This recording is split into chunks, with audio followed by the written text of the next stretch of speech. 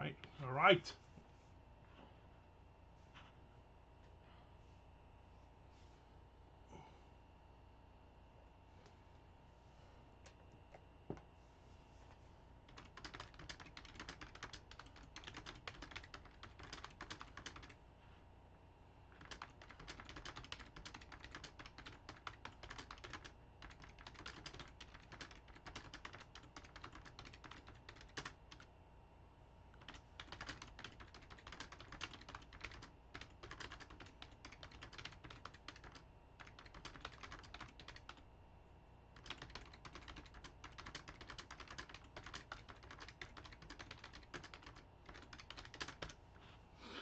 All right, all right, all right.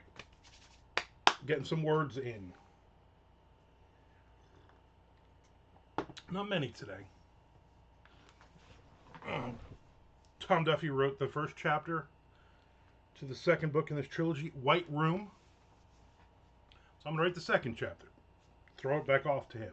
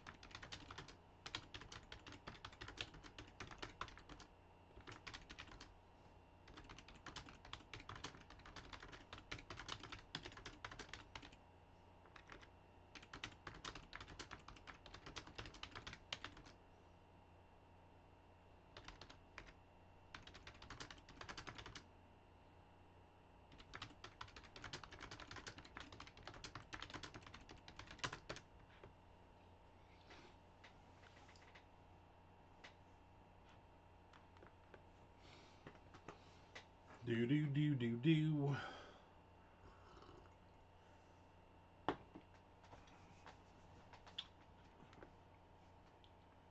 It's like nobody's around anymore.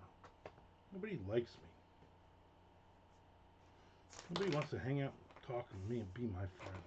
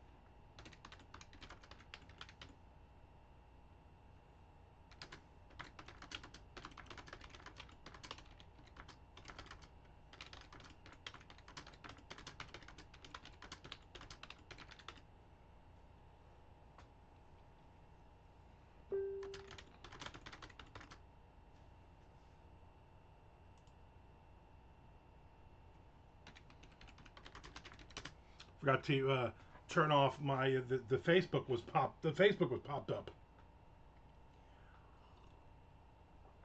Obviously, if you are watching this later on, this is pretty darn boring because all I'm doing is just typing, and I'm almost done with this chapter.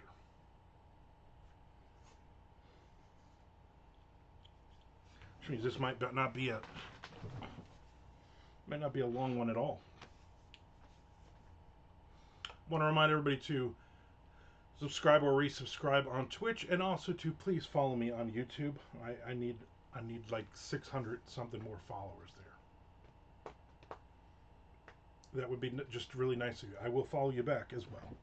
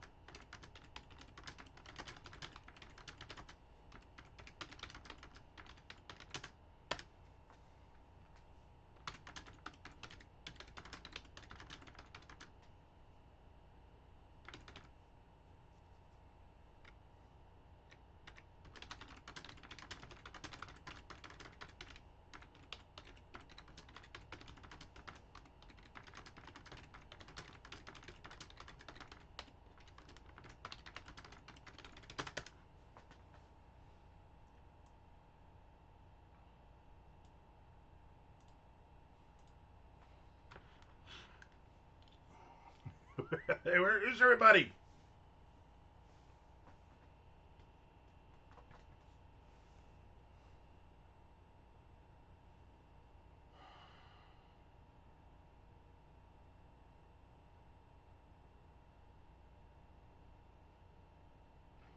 I was asleep at 10:50 last night to 9:30. That's pretty good.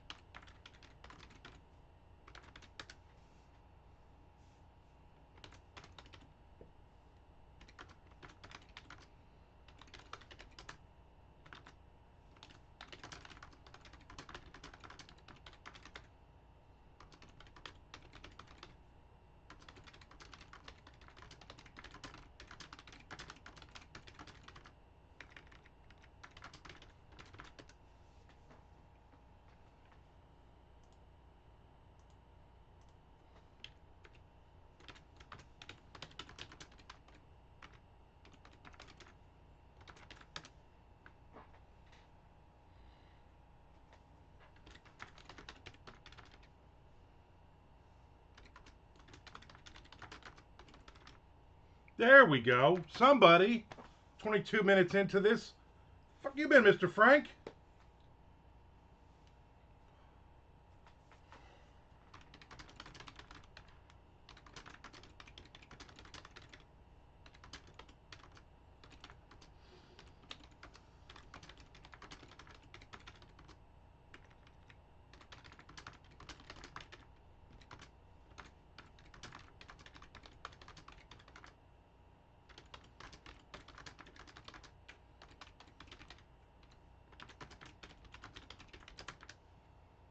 Interviewing someone for what?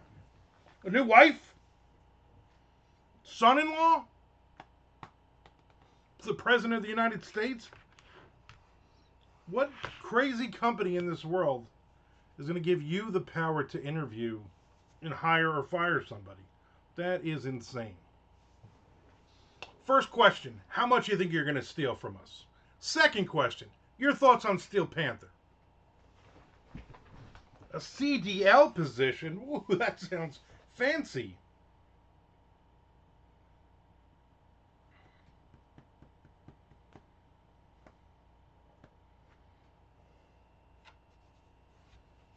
The CDL stand for cocaine delivery lariat, because you just put it in a rope.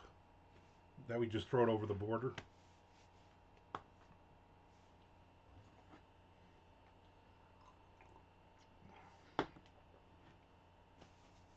You lead a crazy life. It was all just a formality. The guy already has the job. So did they do it like, okay, we just got to, technically got to interview with X number of people, or it was like, yeah, let's just throw this at Frank. He ain't doing anything.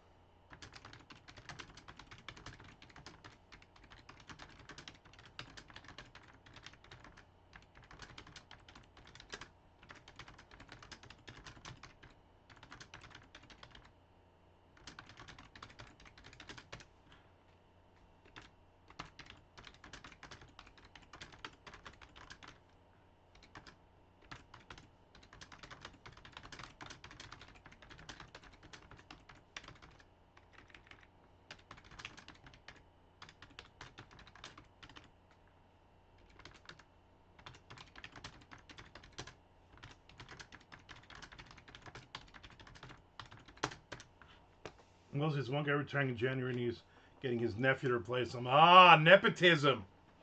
Gotta love New Jersey, right? Who can we bring in? You know, the capo is leaving. We got to bring up one of the soldiers. You know, one of the lieutenants to fill his spot. Eventually, he'll be the consigliere. There's Tom Duffy. Fuck have you people been playing around? I'm almost done with this chapter, in case you didn't notice. You'd be like, exactly. I knew a guy who worked for a cement company on Staten Island. And the only reason he had the job, he was a driver of one of the cement trucks. The only reason he had the job was because his uncle was somebody who was somebody kind of thing. And he would go around, pour cement, go to the jobs, pour cement, and then he was, and they would have like extra cement on the truck, and then he would get a call from his uncle and say, "Hey, go to this 227 Arthur Kill Road, and they're dumping this driveway. Nobody will be there. Just do it." And then he would just do it, and he would just get rid of all the extra cement they put on the cement truck, and then he would dump it, and then the whoever, whatever he was, person who worked for it is who worked with him in the truck was also like a cousin or something. And then they would go and pour the cement, and they would smooth it all out. They would do all the work themselves instead of you dump and there's people there that are doing it. And then at the end of the work week, they beg, here's your paycheck for $600, and here's a little envelope for you, and they have like $2,000 in it, in hundreds. for doing some work for him. That was 30 years ago. That was like 1995. I'm sure all those people are all in prison now, including my buddy Doug, who used to drive the cement truck. Actually, he passed away a few years ago, so he's probably not in jail. Pour some cement on me in the name of love. Exactly. I finished Down and Dirty 6 yesterday. 5,500 words. 5 chapters.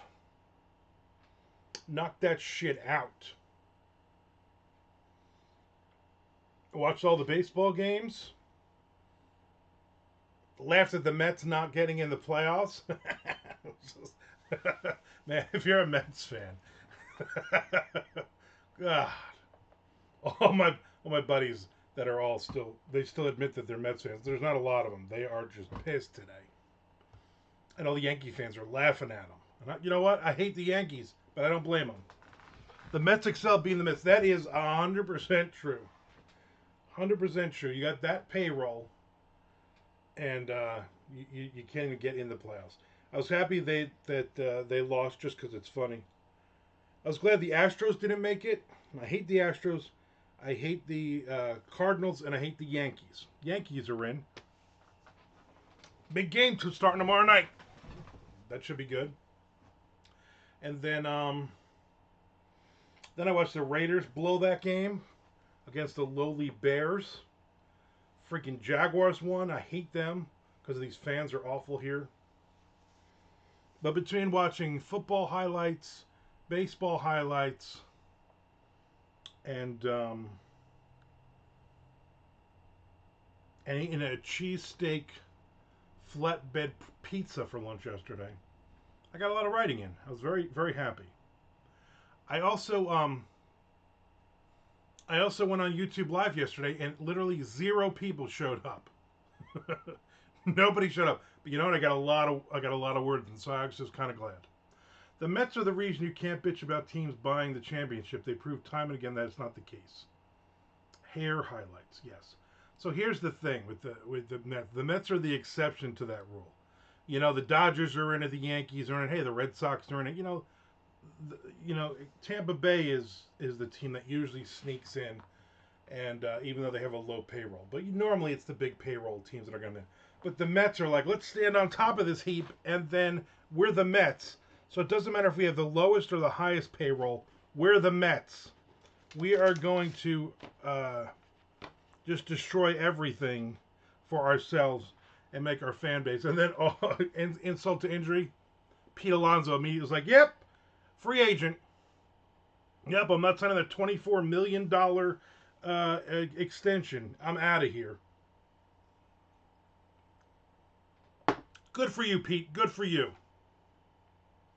We're going to build a bigger, fancier stadium to lose in. Exactly. Pretty much, yeah. Yeah, we're going to try to... the Mets are the team that would be like, you know what? We're going to trade these 10 players. We're going to trade our entire... every prospect. We have 15 prospects. We want Ohtani, and we're going to give him an extra $1 billion on top of it. And we're going to put him and Juan Soto on the same team, and they're both going to hit 100 home runs. They're both going to drive in 1,000 runs, and guess what? They're still going to lose every single one of those games. Shea Stadium, yeah. That's the funny part. The funny part was everybody's like, "No, the Mets got this. No, don't worry. No, we don't need any more starting pitching. We got great pitching. Let's just add a couple relievers at the deadline."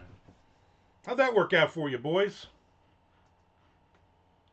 I'm still mad from 1986 when they beat my Red Sox, so I'm glad they're out. I don't really have hatred. You really can't hate a team that is not, you know, they're going to just hurt themselves. You know what I'm saying? Like that's I hate the Yankees just because I grew up as a Red Sox fan, so it's automatic. But for many, many years until the 2000s, it really wasn't a rivalry as much as it was.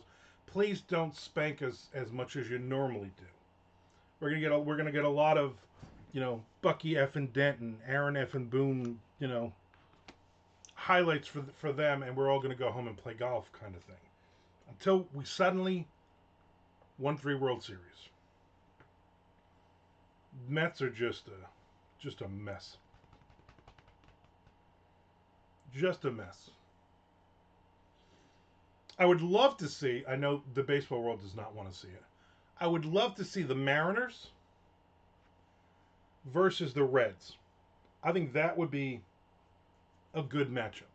It's probably going to be like Dodgers Yankees, but I would like to see the other teams. That's who I'm rooting for. Or even the Brewers. You know what? Brewers Mariners. I think that would be a good World Series. Again, Dodgers Yankees is what we're going to get to here, which sucks. The problem, here's my problem. The Yankees are on a freaking roll right now, okay? So as long as Judge can get over, hey, I'm in the postseason and I'm going to hit 220, I think they got a shot. There you go, Nick Zinn. Brewers, Mariners in 6. I said it here. Mariners in 6. I'm sure the Brewers or the Mariners won't be in it, but there you go. I feel like the Dodgers are just going to turn up. The Dodgers have kind of just been on autopilot for like a month and a half. It's not a bad prediction. No, that's a great prediction.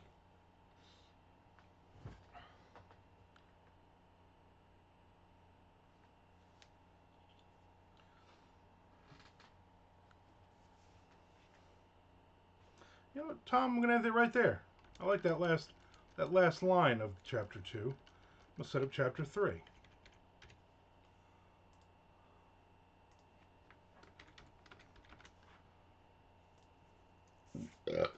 Oh, excuse me. That was me.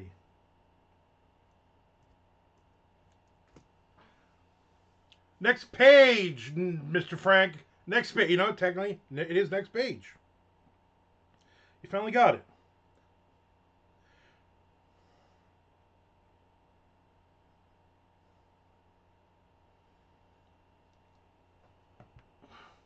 Yeah, so I finished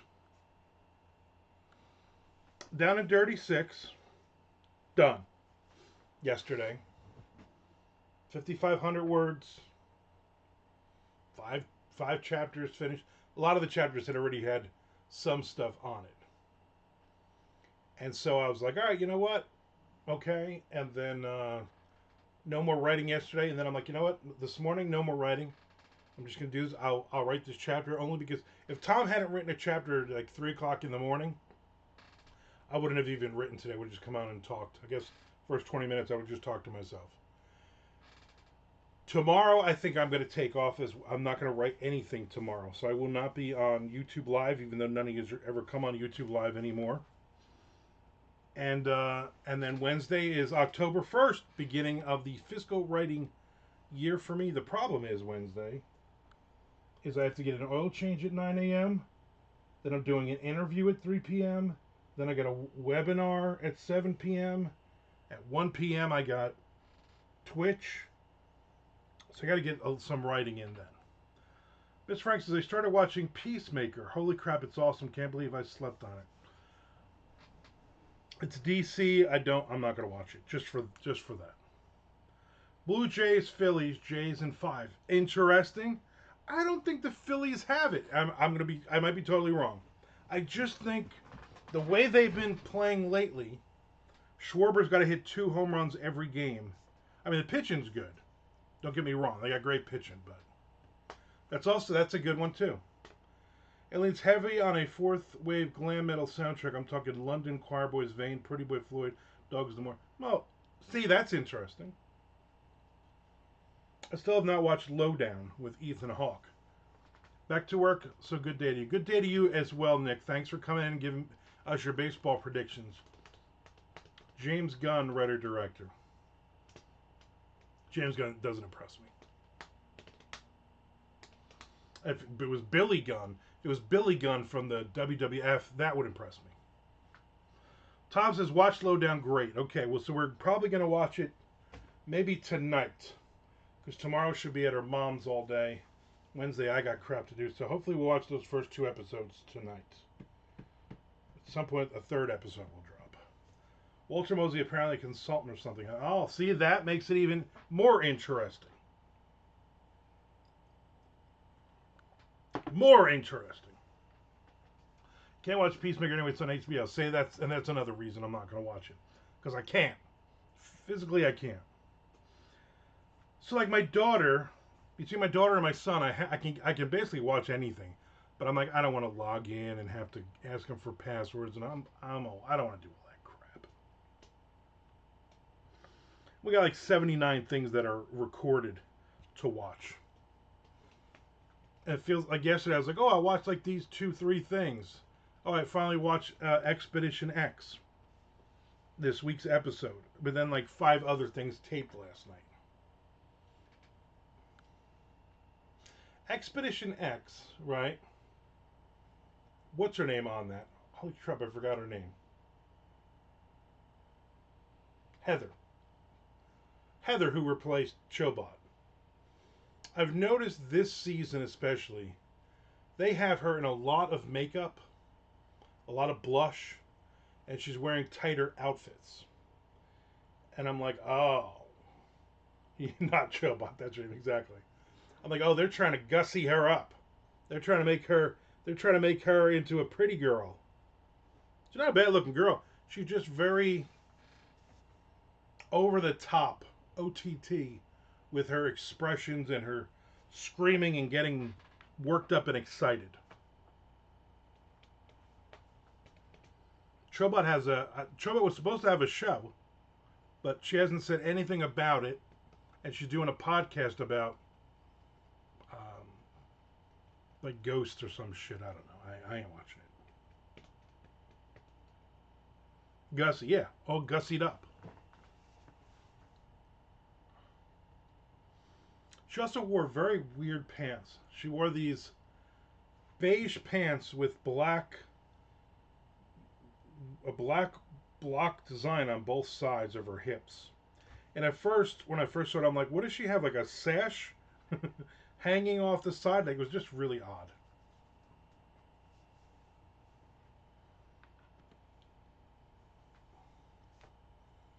Yeah.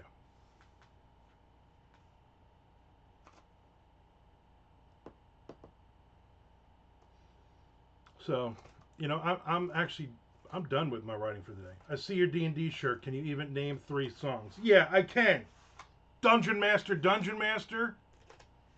Where the F did I put my unicorn? And Orcs versus Goblins. Boom! Top 3 songs.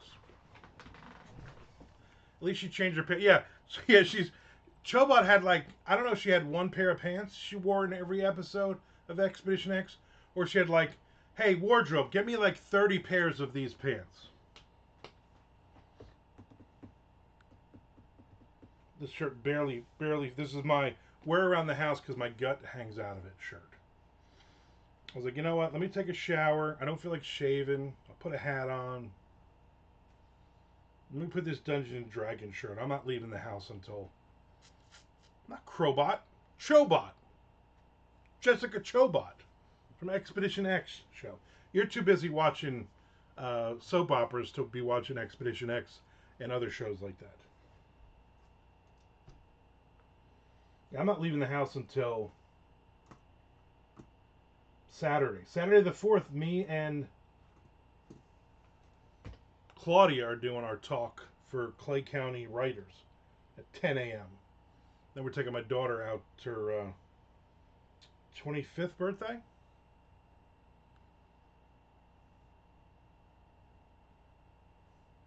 Fiend Folio. God, I love the Fiend Folio. Crowbot. Mr. Frank with a deep cut. Yeah, Chadbot is right. I don't even think this is Chadletsky. I think this is AI Chadletsky. AI Chadletsky, shut down. Is that what you're supposed to do?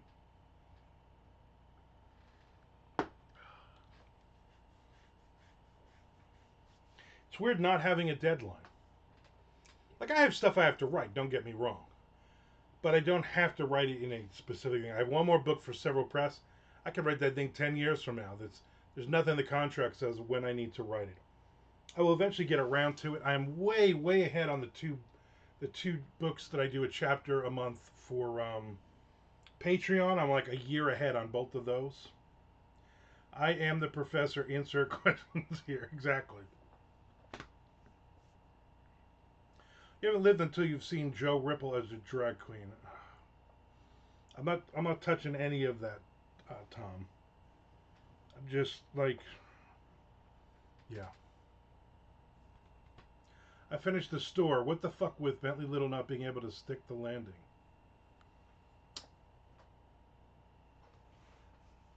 That's with the, I don't want to spoil it, father and the daughter thing. It seems like on several of his books, The Association, the one set in the college, all those, yeah, he rushes the ending. It's almost like he's like, all right, I got to write X number of words here, and like, oh, I'm 4,000 words to the end. Let me just hurry up and wrap all this up. Never read Little before. Apparently, either love him or hate him. Frank says yes. Yeah, pretty much. My my mom actually introduced me to Bentley Little, but only certain books. She's like, okay, you can read this one, but this one is really like crazy sex, and I don't want you to read this one. Of course, I went back and read all those, and I found those to be not as good nearly as the other ones. King can't stick a landing either, but people love him. Yeah, but King is also like, let me write 5 billion words a book, and then you're just, if you can actually get to the end, it's amazing. But beyond that, threading was just lame. It was like that was a period in the '80s where he was just pumping out books like crazy, and it just seemed like it was just kind of like, I don't know. A lot of people are like, "Oh, the store is one of his best," and I'm like, I don't think so. That wasn't a huge fan of that or the Association. Those two just were all written around the same time, and they just seemed like they were phoned in. What was the one with the walking? Like it's all the something. That was a good one. Could have done without that scene. Yeah, yeah. That was when I read that, and I read that when I was like a teenager, and I was like, "Holy crap!" He was like, "Oh shit! I'm on chapter 50. Let me come up with a crappy ending real quick." Yeah, I agree. King endings, and the hotel blows up, and the house blows up, and the town blows up, and the car blows up, and the prom blows up. Yeah. As Frank says, "See, those are the two I've read." Yeah, probably his two. For me, his two worst. Now, like his short stories are good, but again, it's the same problem. The collection, it's the same problem in that is that he just kind of he just can't hit the landing on about half of those stories. The daughter stuff was so unnecessary to the plot. Yeah, that was uncomfortable. Hopefully someday they'll make that into a TV series, right? From the showrunners who did Game of Thrones, right up their alley. Yeah, a little bit much. I'm gonna spend this afternoon going through. So I've had my beta readers, including my wife, my first reader, reading chapters in like groups of 5 as I was writing them. So I finished the last 5 chapters yesterday, and so I got about maybe obviously 50 chapters. I got I think up to like chapter 35. I have all the beta readers have finished up to that, and they all sent it to me. So I had them all printed out, and I'm going to go do the edits. I'm going to go do my next pass on it this afternoon.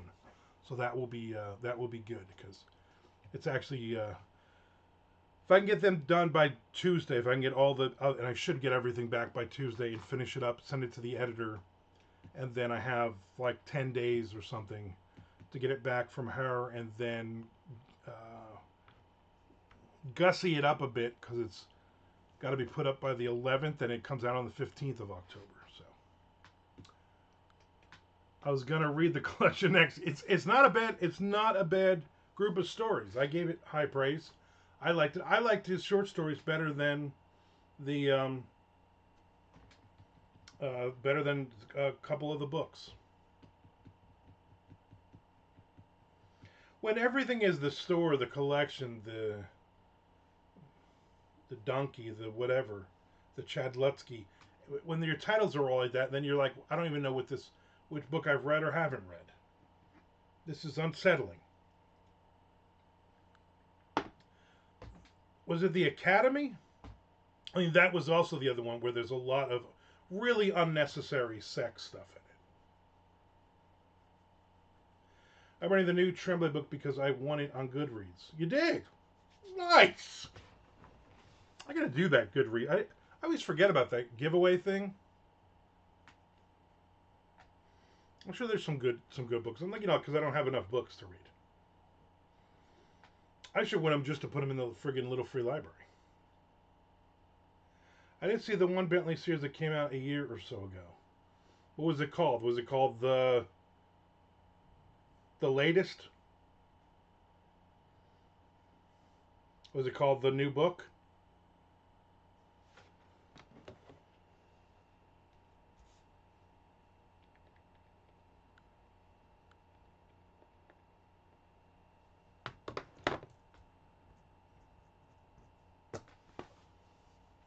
The Consultant. New Lansdale collection is up for a Goodreads giveaway. I wonder if you a long time ago before Amazon bought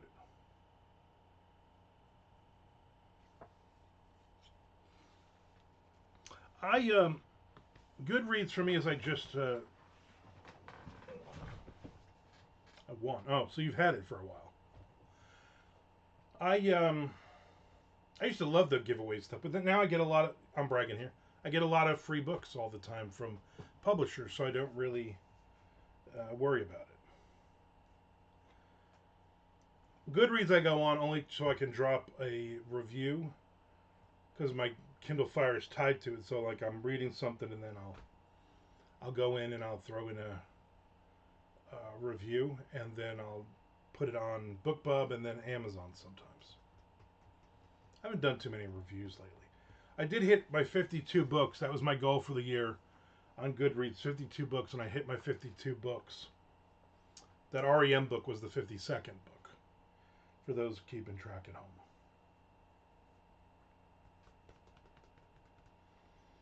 Saturday I went down to Ormond Beach to Novelty Bookstore, and I met John David, who wrote The Bystander. This is his book. Nice guy. Drove all the way up from Miami. It is a thriller, so I will read it, review it. If it's good, I'll probably pass it along to Tom. The few Goodreads giveaways I did before they started charging never generated a single review. Well, that's right. If you put your book up on Goodreads giveaways, they charge you like $100 and something, probably more now. I like how my Kindle pops up the page to mark it as read and star it on Goodreads a chapter before I'm even finished. Oh, it does it? I don't even notice that.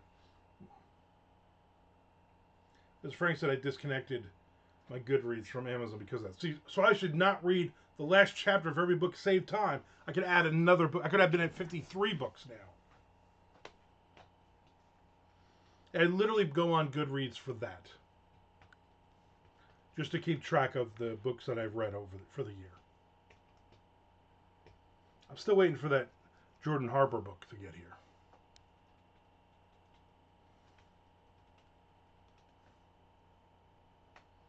That I am looking forward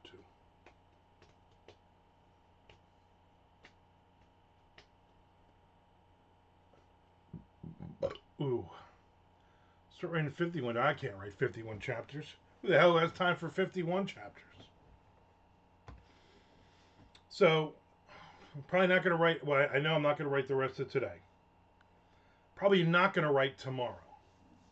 Don't let that dissuade you, Tom, from writing the next chapter, though. Because maybe something weird will happen tomorrow. Especially my wife will be at her mother's all day. So maybe I will write at some point tomorrow. but I will not be on YouTube Live or Twitch to do it. Oh, and I'm going to do an edit today. This afternoon, I will do the edit on as much as I can on Dirty Deeds Book 6. And then I'm going to look and see what short stories, because I was killing it with short stories, but then the last month I haven't written any. So I think I'm going to start writing some short stories. I'm sure at this point everybody's like, oh, we want a horror Halloween short story. And then I gotta get back to my Southern Gothic noir thriller. I'm 20,000 words into it. Probably looking at about 85,000 words at this point in my head. I'm going to start from page 1 and I'm going to do a rewrite, not a full rewrite, but I'm going to edit through and change anything that I can. There's a character in there that I'm like, you know what, I don't need this character. So I have to rewrite those chapters and get rid of a character. There's 2 characters. I'm like, I could just make this 1 character. Who's your big interview this week? Well, let me tell you. What is it? Andy Lodge. Andy Lodge. A-N-D-I. She is a tropical author writer who I didn't know, but when I first threw out there about doing thriller authors, she was interested, so I interviewed her. And that's all I'm going to say. I'm also interviewing John Foster tomorrow, a thriller author, and that'll probably be next week's. But really looking at this, that's the only interview I have set up, so I'm good through Wednesday the 8th. So I'm going to have to start putting some interviews together. What's the title? What's the title of what? You got to be a little more specific there. Andy Lodge from the Mount Airy Lodge family, obviously. So she talks about, the Poconos a lot. Big Foster the people, yes. John Foster, who I've known for many, many years, but online only, and then I met him at BoucherCon.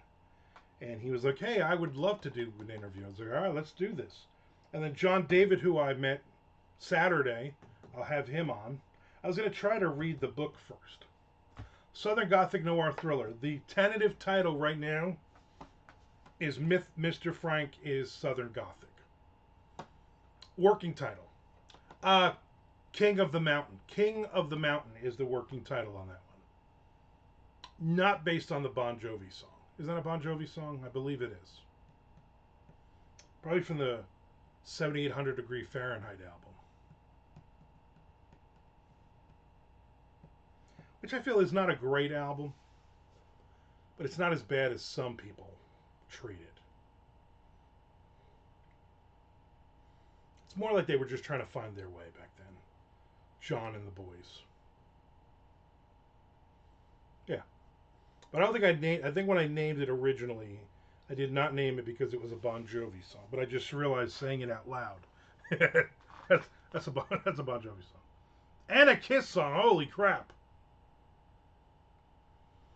What can I think in my head of the Kiss song? I'm sure it has phenomenal lyrics. I have to look that shit up on Spotify. So I've been listening to the Metallica channel on the satellite radio. Rename it Tokyo Road. Yeah, it's set in the mountains in Georgia. What's the name of your book? Tokyo Road. I drove the Challenger on Saturday, and so there's we get satellite radio in that car too, because we need our satellite radio, and so I'm like, I can't. I'm driving way too fast to make sense. It's on Asylum. Okay, I'll have to look that up. So I put on the Metallica channel, which is like for the next year, and of course I'm like, they're playing just way too many of the newer Metallica. For me, anything from the Black Album or up in the last 30 years is new. But like if I hear Hero of the Day one more effing time, I'm gonna kill somebody. Or Shadows Follow, that song. But they're playing some interesting live stuff and deep cuts and blah blah blah. So I really can't complain. The best part is like they all come on and they're all like, "Hey, this is a great song. This is one of my favorite songs." I've been getting the Metallica channel for free in my car. Yeah, so I get it in my car. And so I'm, hey, this is, this is Lars, and here's some new wave of British heavy metal thing you've never heard, and it's really not good, and the sound is awful.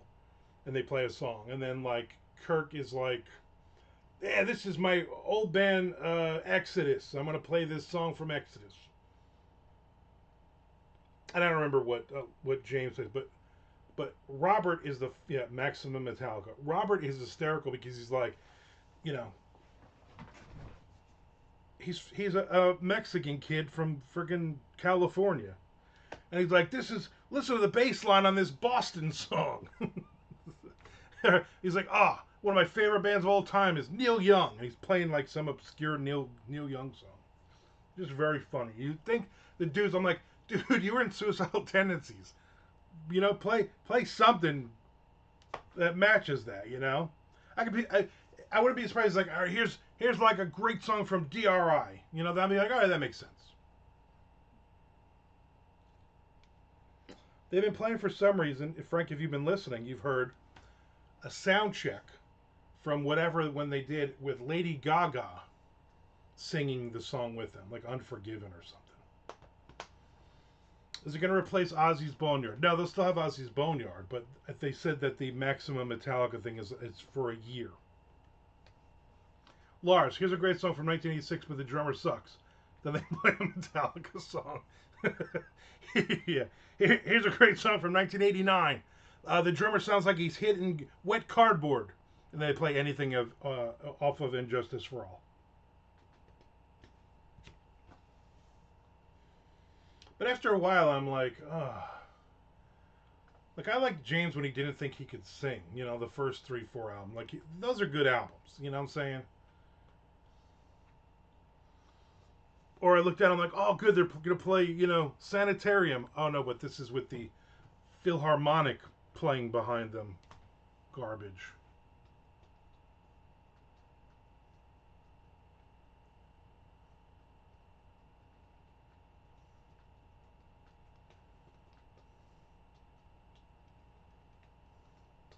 Kept me amused. You know what I'm saying? Kept me amused.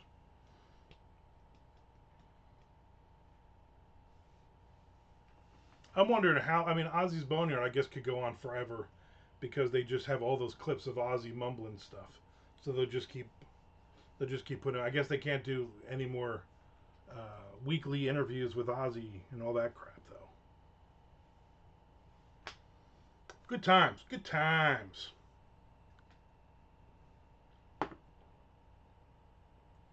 Who says yeah more live, Gene Simmons or James Hetfield? I'm gonna say James Hetfield. You know why? Because he sings on all the songs. Gene sings on like half the songs. I think that's the only reason. I think if Gene Simmons sang all Kiss songs, he would easily win that one.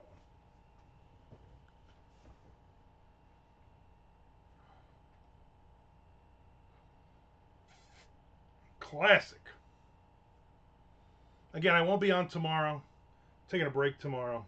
I say that and I'm probably going to write anyway. But I will be back on Wednesday, October 1st, starting my writing fiscal year. Word number 1. Probably written here live on Twitch. So I will be here for that. I have no idea what I'm going to write. Try to find a new short story to work on. So that's that. Plus, I think I gotta hit the bathroom again. You know how this is. Maybe not drink so much coffee. Happy National Coffee Day today, or whatever it is, too. Yeah, no, this one is not going to be solid. It's probably going to be a little sloppy. No, you know what? I got to order mushroom coffee though. I'm glad you said that. Glad you reminded me. I got to get some mushroom coffee in this bitch. So my goal is to lose 1.5 pounds every week for the next 50 weeks. Exactly. That's the goal. The goal is to. I'm not going to go to the NINC conference next September unless I've dropped at least 50 pounds. And I think I could do it. Yeah, it's got to be 50. I think if it's a pound and a half, isn't that 75 pounds? It's 50 and a half pounds. Yes. A pound a week and then one extra half pound, just for good measure. I'm at 350.4 pounds right now.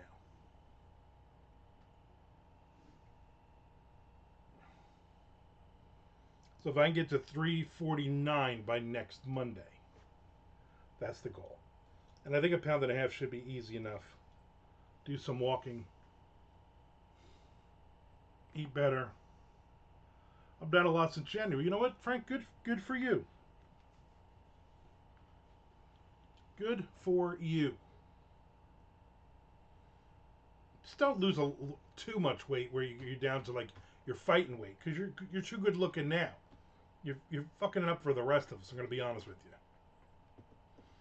Then your wife's gonna start bragging and shit. Doctor put me on and that motivated meds, and that motivated me. I was doing the Rebelsis, which was working. I was losing a lot of weight, but then stress, I was still just eating too much, and I'm like, why am I doing this? Because it's not helping me to lose any weight. Because mentally, I can't lose the weight. Mentally is the problem.